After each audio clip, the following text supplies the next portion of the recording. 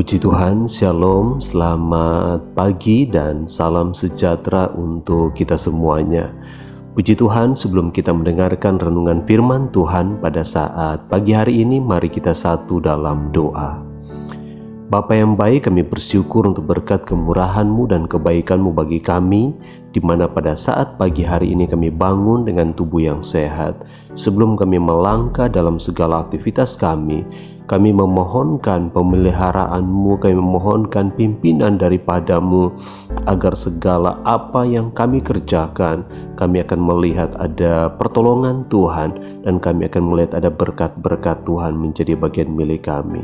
Berfirman-Lah, hati kami telah siap, dalam nama Yesus Kristus. Haleluya. Amin. Puji Tuhan, Bapak Ibu Saudara yang dikasihi oleh Tuhan Yesus Kristus, renungan kita pada saat pagi hari ini terambil dalam Kejadian 45 ayat yang kelima dan ayatnya yang ke-8. Demikian bunyi firman Tuhan. Tetapi sekarang janganlah bersusah hati dan janganlah menyesali diri karena kamu menjual aku ke sini, sebab untuk memelihara kehidupanlah Allah menyuruh aku mendahului kamu. Jadi bukanlah kamu yang menyuruh aku ke sini, tetapi Allah, Dialah yang telah menempatkan aku sebagai bapa bagi Firaun dan tuan atas seluruh istananya dan sebagai kuasa atas seluruh tanah Mesir. Puji Tuhan, Bapak Ibu Saudara yang dikasihi oleh Tuhan Yesus Kristus, renungan kita pada saat pagi hari ini saya akan memberikan judul, yaitu Jangan Balas Dendam. Kenapa sebagai orang percaya kita harus memiliki sikap hati yang seperti hati Bapa, yaitu mengasihi, mengampuni orang yang bersalah kepada kita atau kepada orang yang melakukan hal-hal yang tidak baik kepada saya dan saudara. Kisah ini diceritakan kalau Bapak Ibu Saudara membaca pasal-pasal yang sebelumnya, di mana Yusuf ini diperlakukan dengan tidak baik. Dia dibenci oleh kakak-kakaknya, dia dilucuti pakaiannya, kemudian dia dimasukkan ke dalam sumur, bahkan dia direncanakan untuk dibunuh. Kemudian dia dijual kepada para saudagar. Dari para saudagar ini dia dijual kepada Potifar. Tetapi dalam keadaan yang seperti itu, kita melihat ternyata ada sebuah rencana Tuhan yang indah atas kehidupan daripada Yusuf ini. Dalam proses yang sekian lama yang tanpa kita ketahui, tidak dituliskan oleh Alkitab seberapa lama dia harus ada dalam keadaan situasi sebagai orang yang diperjualbelikan, orang yang tidak memiliki harga diri lagi. Dia diperlakukan sebagai seorang budak, sebagai seorang hamba.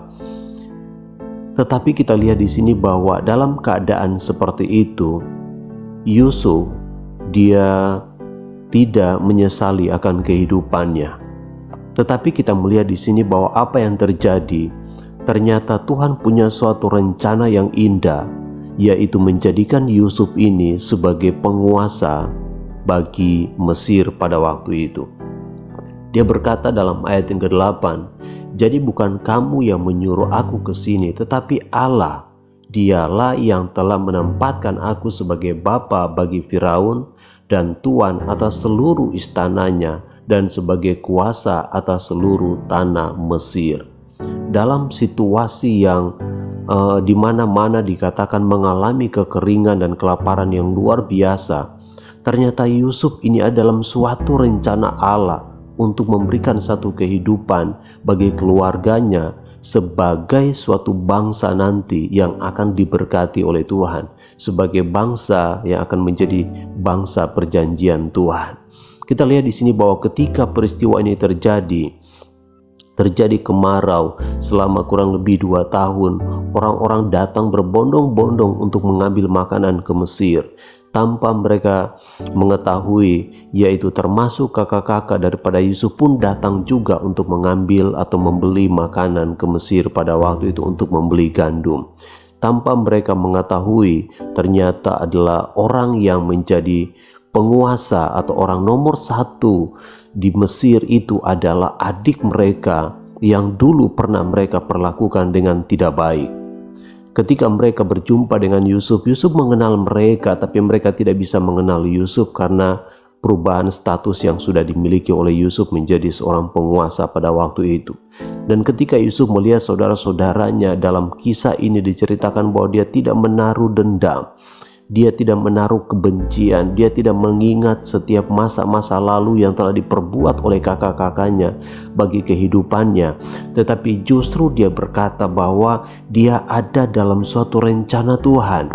Karena Tuhanlah yang telah menyuruh aku mendahului kamu.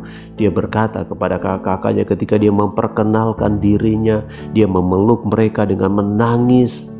Kita melihat bahwa inilah salah satu kisah yang dapat kita pelajari seperti judul yang saya katakan, jangan pernah membenci, jangan pernah menaruh dendam kepada orang lain.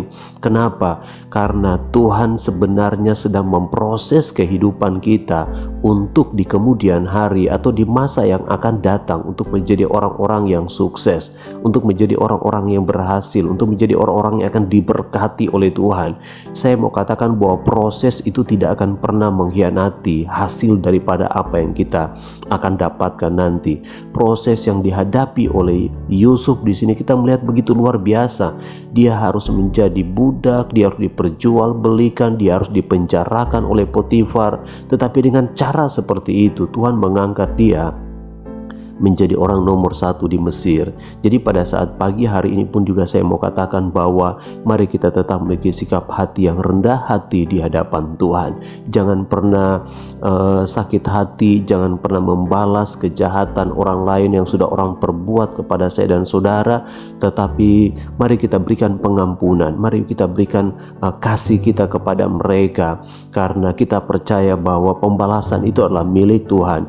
Bagian kita adalah mengasihi, mengampuni, dan nantikan janji Tuhan dalam kehidupan saya dan saudara. Puji Tuhan, mari kita bersama-sama berdoa untuk renungan firman Tuhan ini agar Roh Kudus lebih memeteraikan dalam kehidupan kita. Terima kasih Bapa, terima kasih. Kami bersyukur untuk renungan firman-Mu pada saat pagi hari ini, mengingatkan kami untuk mengasihi mereka yang sekalipun membenci, bahkan memperlakukan kami dengan tidak baik. Kami diingatkan melalui firman-Mu karena Tuhan punya rencana atas segala proses demi proses yang Tuhan boleh izinkan terjadi dalam kehidupan kami. Dan ajar kami untuk selalu berharap dan mengandalkan Engkau dalam kehidupan kami. Jagai hati kami ya Bapa, jagai pikiran kami agar kami tetap berjalan sesuai dengan kebenaran firman-Mu. Ampuni kami kalau kami tidak bisa mengampuni orang lain. Kami pernah membenci, bahkan kami menaruh dendam, kami menaruh iri hati kepada orang lain. Ampuni kami Bapa.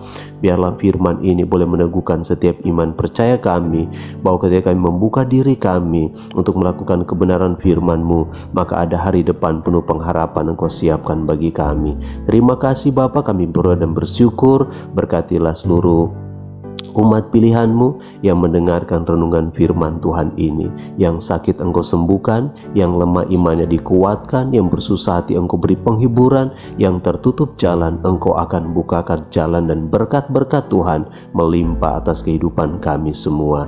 Terima kasih Bapa, kami bersyukur. Bapa kami yang di surga, dikuduskanlah nama-Mu, datanglah kerajaan-Mu, jadilah kehendak-Mu di bumi seperti di surga. Berikanlah kami pada hari ini makanan kami yang secukupnya, dan ampunilah kami akan kesalahan kami seperti kami juga mengampuni orang yang bersalah kepada kami. Dan janganlah membawa kami ke dalam pencobaan, tetapi lepaskanlah kami daripada yang jahat, karena Engkau mempunyai kerajaan dan kuasa dan kemuliaan sampai selama-lamanya. Amin.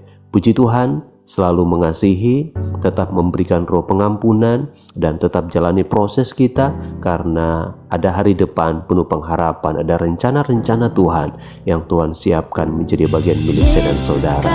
Jangan lupa bahagia. Tuhan Yesus memberkati kita semuanya. Shalom.